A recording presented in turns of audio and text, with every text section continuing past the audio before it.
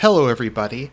So, if you've been following me for a long time, you'll notice that maybe 2 years or so ago, and I guess just kind of gradually over time, I've done fewer and fewer political videos. I still do a lot of videos that are political, like reaction reviews. I'll commentate if there's like a relevant news event. I'll do a video on history, and that all has stuff to do with politics. But I really haven't been doing that many videos on like meta politics, on kind of a normative view of how I think society should be, and kind of advocating for something in particular. And kind of recently, with the coronavirus, maybe kind of showing that my extreme pessimism is not entirely warranted, because there are still kind of like these black swan events, or just kind of these random things that can show up that can disrupt the global order. And I don't think this is going to end globalism, but I think this is going to do a lot of damage to it. And I think maybe it shows that it's not all powerful. The forces we're facing aren't beyond defeat. They still are very vulnerable in a lot of ways, and it's not a completely pointless struggle. So I wanted to kind of get back into doing more sort of political videos. And then kind of once I started to try to get back into it a couple days ago, I wasn't really sure like what I should even talk about. And it's kind of difficult for me to do kind of a messaging thing. So as you may have noticed if you've watched me for any length of time, I have like kind of a mix of things that don't always seem to go together. Like I do have some progressive tendencies. I'm very socially conservative. Christianity is very important to me, but I'm not particularly like a traditionalist Catholic or anything like that. So you kind of have a bunch of different things, so I don't know if I really neatly fit into any particular box. I guess kind of one of the things that kind of pulls us all together on the dissident right is kind of identitarianism, be it cultural, religious, ethnic, etc., and kind of a rejection of this desire to just kind of blend the entire world together. And when I was kind of thinking about it, I'm like, okay, so this is kind of why I think that the most popular label people give themselves in these circles, other than maybe dissident or alt-right, is nationalist. People like to say I'm a nationalist because that's kind of like a short form for I don't like multiculturalism, I don't like mass immigration, I don't like the erosion of tradition, I want to preserve my country's culture. It kind of it's kind of a bit of a vague term, I guess, but it does kind of conjure to mind most of the things that the dissident right stands for.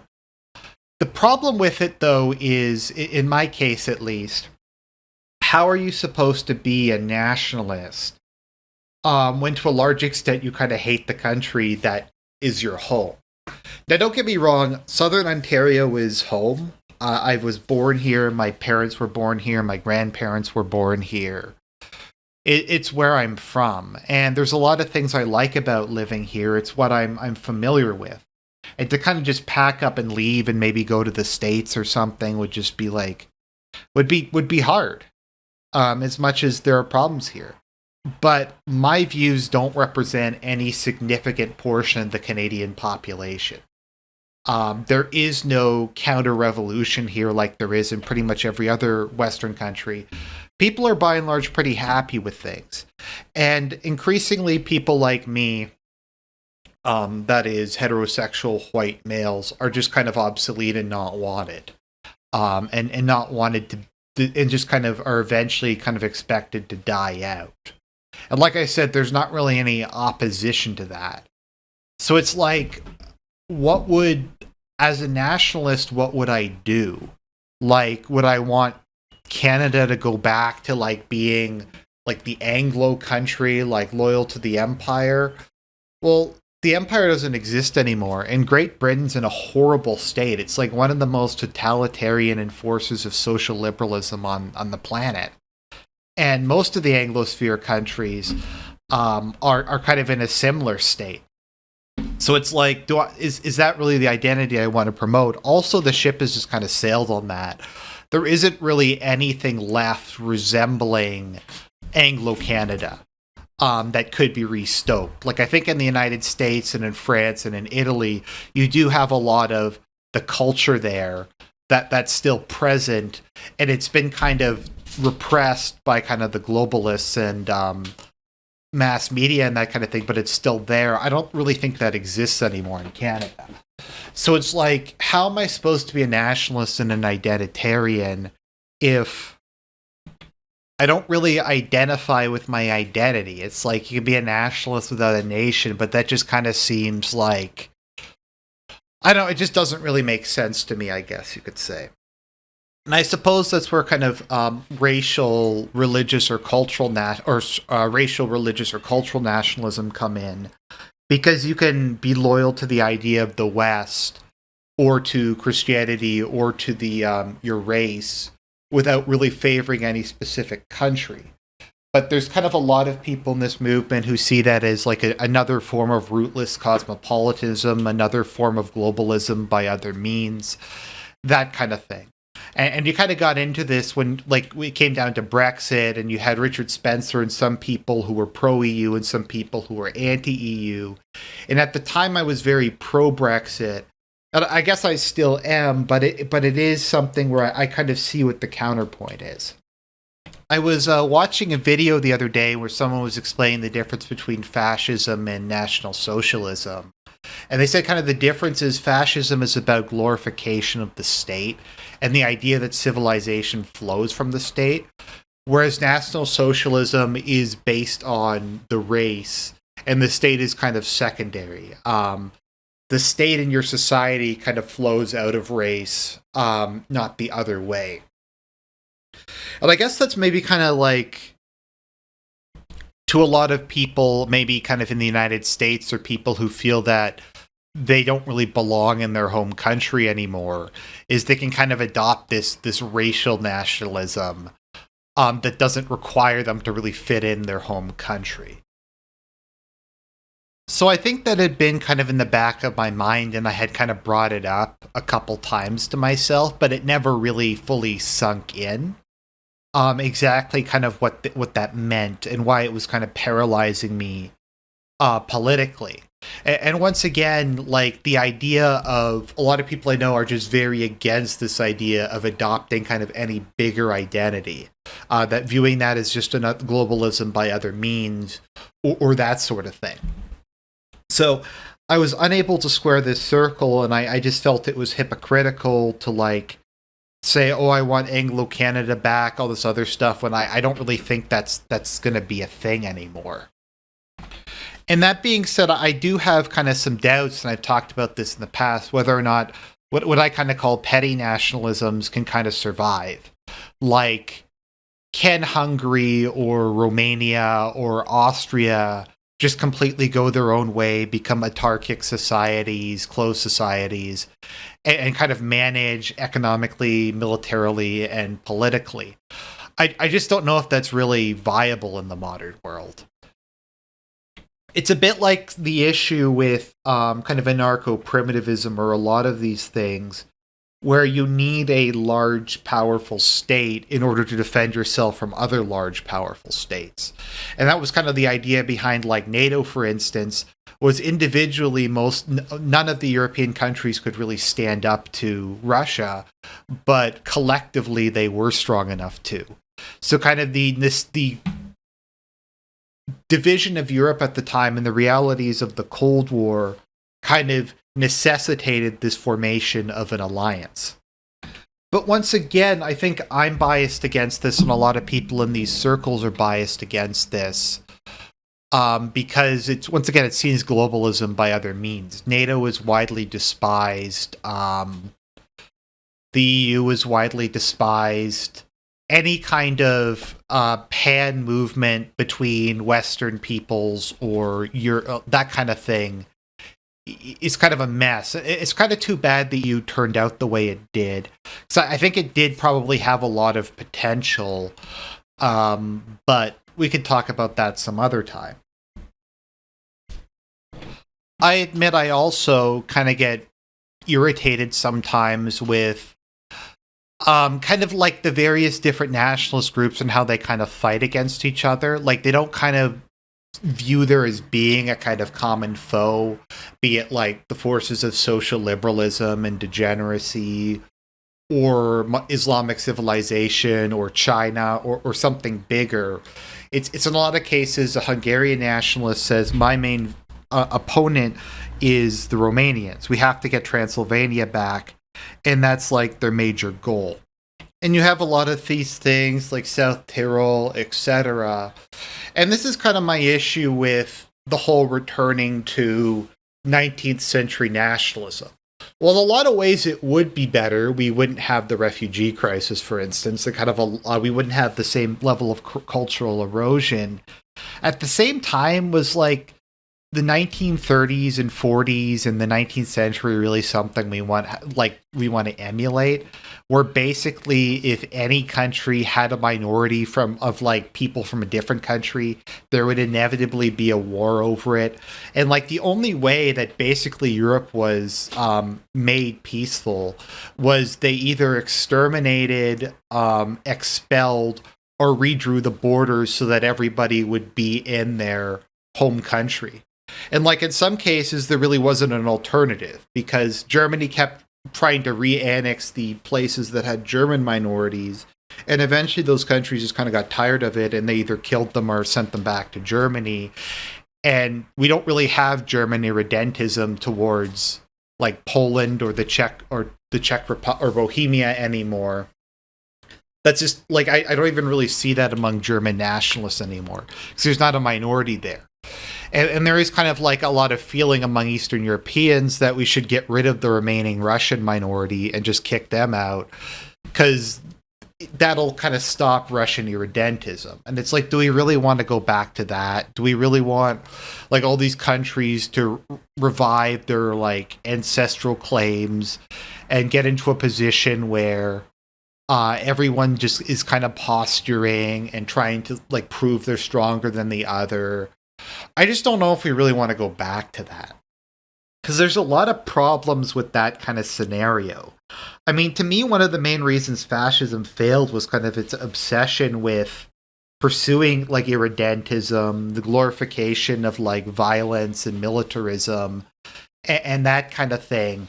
Kind of sunk it because it just kind of encouraged a lot of maybe kind of reckless behavior. And a lot of putting countries in a position where other countries were kind of forced into coalitions to take them down. So this was kind of the state I was in. It's like, well, the logical thing to advocate is kind of right-wing nationalism and just kind of lump all your different ideas into that. But you're a nationalist without a nation. But you can't really pursue these bigger ideas because that's bad and that's something that's looked down upon. So I had no idea what the heck I was doing. And then perhaps it was God answering my prayer. A video landed in my inbox. Here, I'll just pull it up.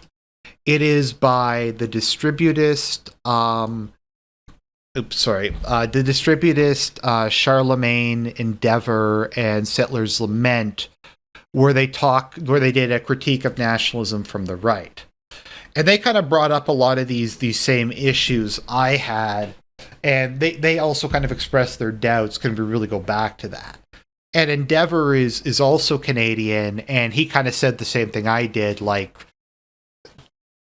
forgive me if I'm like kind of misinterpreting him, but he was saying stuff like, yeah, Canada hates me. We can't go back to like traditional Anglo-Canada.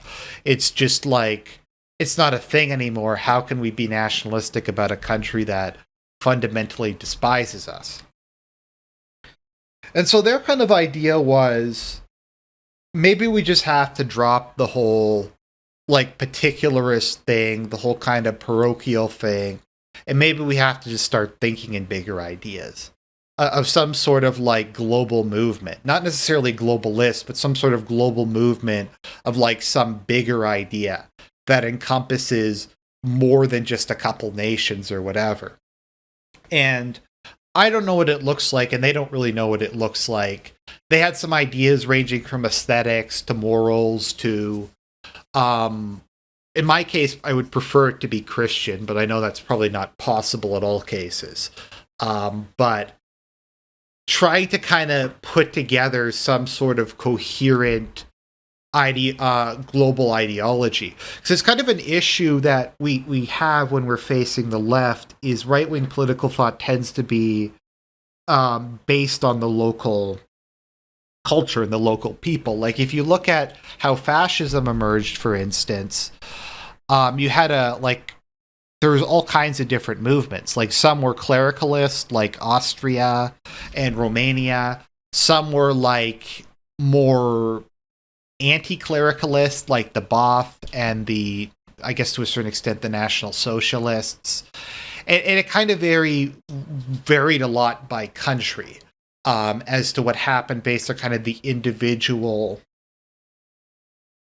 expression. And I mean, that's a good thing, but it's also like a weakness when you're trying to build an international coalition, etc. Because for the left, they have their set of principles, they have their set of doctrines and dogmas, and it's very easy for them to spread it.